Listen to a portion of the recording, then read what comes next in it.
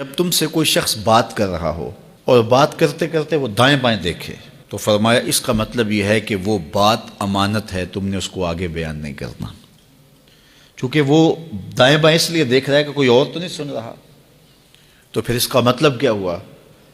یعنی اگر کوئی بندہ روٹین سے بات کر رہا ہے تو لہجے میں آہستہ ہو جاتا ہے، تو پھر بھی یہ اس بات کا اشارہ ہے کہ وہ اس بات کو راز رکھنا چاہ رہا ہے۔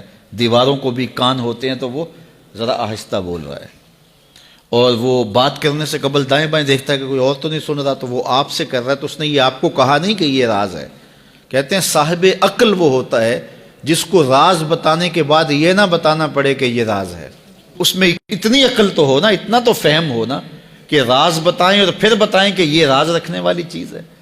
تو رازدار ایسا ہونا چاہیے کہ جس کو راز بتانے کے بعد یہ بتانا نہ پڑے کہ یہ راز ہے اور یہ راز نہیں ہے۔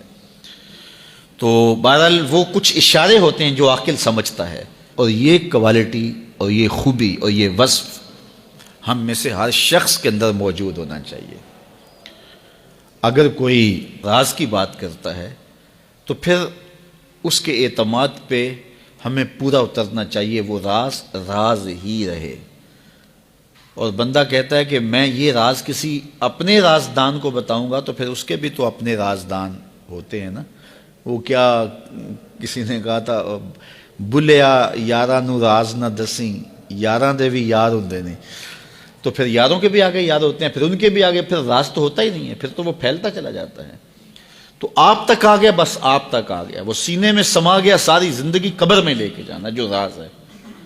تو اب بعض کا ایسا ہوتا ہے کہ کوئی شخص اس کو راز سمجھ رہا ہوتا ہے، آپ کے نزدیک وہ بڑی بات نہیں ہوتی، اور آپ اس کو آگے روایت کر دیتے ہیں۔